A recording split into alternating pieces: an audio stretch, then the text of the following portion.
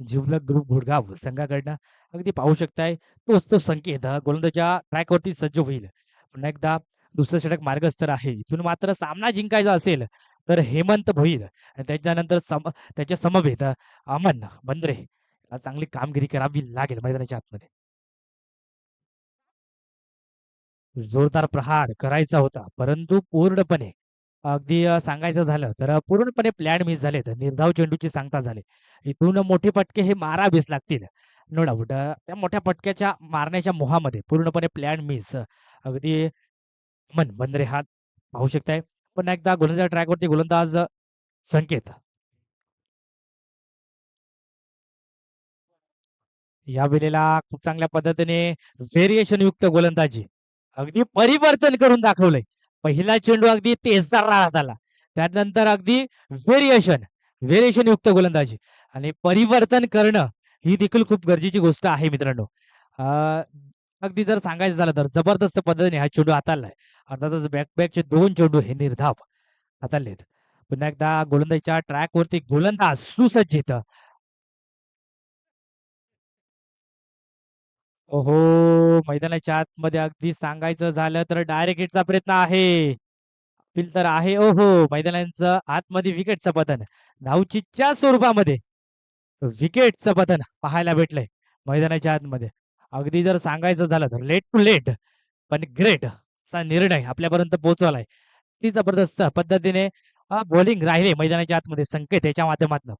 विकेटच्या पतनानंतर new batter हा in करायचा आहे लगेचच. थोडंसं वॉर्मअप करत जा. सामना जिंकायचा असेल तर अगदी कॉमेंटरी बॉक्स अगदी खेळाडू कक्षातून सेट होऊन जावं लागेल. मनोज याच्यावरती विश्वास दर्शवलाय आणि विश्वास दर्शवणं ही देखील खूप महत्वाची गोष्ट. विश्वास हा प्रत्येकावर दर्शव बाबा. अगदी आणि एखाद्या खेळाडूवर विश्वास दर्शवलाय तर त्या खेळाडूने देखील 100% आपल्या खेळाडूकरिता देणं हे देखील खूप महत्वाची गोष्ट लागते.